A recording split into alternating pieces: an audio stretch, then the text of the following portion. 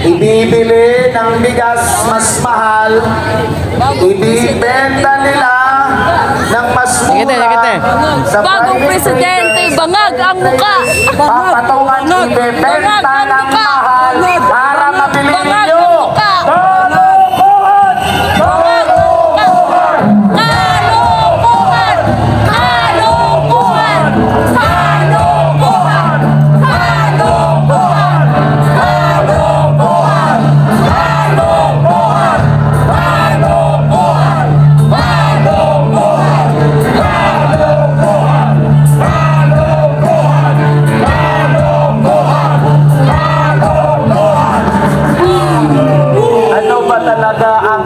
Ng gobyerno natin, magmura ang bigas o magmumura ang mga Pilipino. Baka hindi na magmura ang bigas, mapapamura ang mga Pilipino dahil sa kanilang ginagawa. Ipinangako nila 20 pesos ang bigas. May bigas ngayon ang taong bayan, mahal ang bili, binenta ng mas mura, tapos bibili ninyo ng mas mahal ulit. Kalokohan! Kalokohan! Kalokohan! Kalokohan! Kalokohan! Kalokohan! Kalokohan! Kalokohan!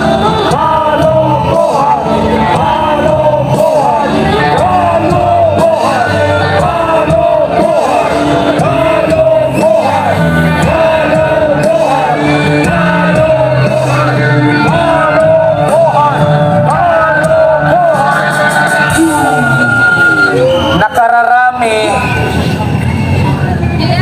ang nakakaramdam nitong ating mga hinaing. Yes. Yung mga namumuno, hindi naman yan sila bumibili ng mga well-milled rice. Yung pinakamura, yung 50, 55, 60. Mababangong mga uri ng kanin or bigas ang kanilang binibili. Yes. Di yan sila nakakasimpatya sa atin. Tama? At ang ibinibila nila nun, galing din sa pera ng taong bayan. Tama? Kaya nga, sabay-sabay nating patunugin ang ating mga pito. Diyan na pinapatigil na natin sila sa kanilang mga kalokohan. Mga walang hiya! Mga kurap! Mga abusado! Mga magnanakaw! Mga magnanakaw!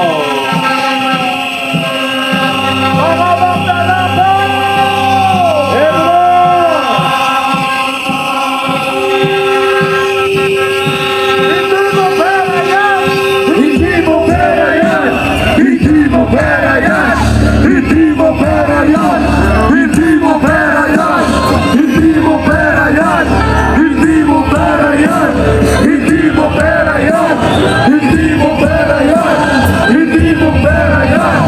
Hindi mo pera yan! Hindi mo pera yan! Ito mga kababayan, mga kapatid, Nabudon! ang laban kasama ang bayan, ito po ay binuo para mapakinggan ng bawat Pilipino kung ano ba ang pangangailangan sa lahat sektor ng ating lipunan. Meron tayong mula sa sektor ng ating pamayanang katutubo na kung saan yung House Bill 9608 ang isa sa kanilang ipinagtatanggol sapagkat yan ang magiging daan para muling bigyan sila ng karapatan. Tama? Mga kababayan, maiksi lang ang PC ng ating mga kababayan na nasa laylayan ng lipunan. Ang lahat ng kanilang pangangailangan ang kanilang mga hinihiling sa ating pamahalaan ay nasa kalakasan ng ating pamahalaan sa ating gobyerno, kung saan sino po ang nakaupo sa posisyon ang siyang may lakas para ibalik sa taong bayan ang kanilang kinakailangan sa pang-araw-araw na kanilang pamumuhay. Ibalik ang karapatan at kalayaan ng taong bayan. Mga kababayan, isa sa mga magsasalita sa atin dito ay isang normal na mamamayan na merong hinihiling, may hinaing na ang laban kasama ang bayan, ang natatanging boses. At dito nyo lang po maririnig na mula sa pinaka nasa laylayan hanggang sa sektor ng ating security forces ay dito nyo po maririnig. Pero pakinggan naman po natin ang hinaing din ng ating kababayan na si LJ, na siya rin po ay nagsumikap na ikutin ang buong Pilipinas para lang iparating ang kahalagahan ng ating mga magulang at nakakatanda. Kapatid ng LJ, ito po tayo.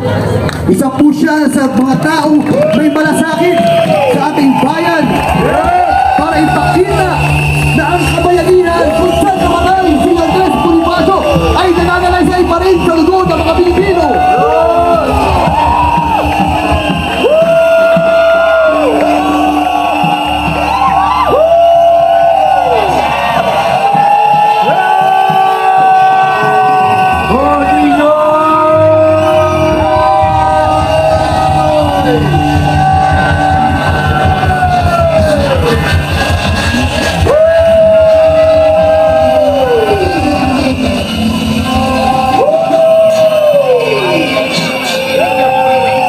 Magandang hapon sa lahat dito sa Luzon.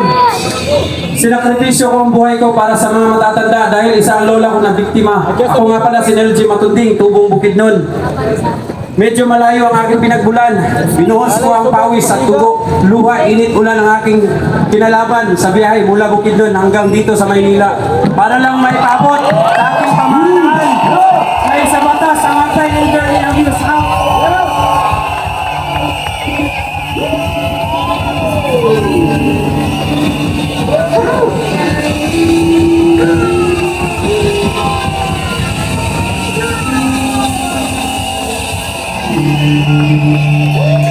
Kulang ang boses ng kabataan, kulang walang titindig para sa mga nakakatandang nagsilang sa atin. Kailangan natin silang irespeto. Huwag natin silang bastusin. Huwag abusuhin ang kanilang karapatan. Dahil sila ay tao. Sila ang dahilan kung bakit tayo nandito. Huwag abusuhin ang kanilang karapatan.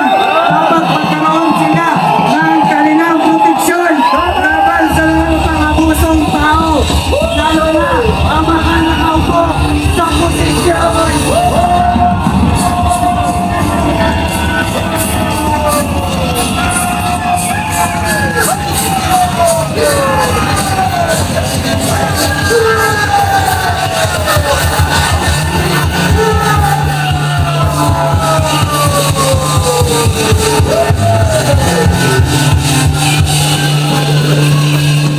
Masakit isipin ang lola ko namatay dahil hindi niya nakuha yung hustisya na dahil siya ay nakaranas ng pang-abandona ng kanyang sariling pamilya. Hindi lang pala ang lola ko nakakaranas niyan, marami pala dito sa Maynila. Isa lang yung solusyon, isa batas ang Anti-Elderly Abuse Act at bigyan ng pagkakataon na makapagsalita ang mga matatanda. Huwag silang ipagpasapasahan kaya sa nangyari sa akin ngayon. Huwag niyo silang ipagpasapasahan. Bigyan na isang solusyon para sa kanilang hinihiling na proteksyon. Hindi lang pera ang kanilang kailangan.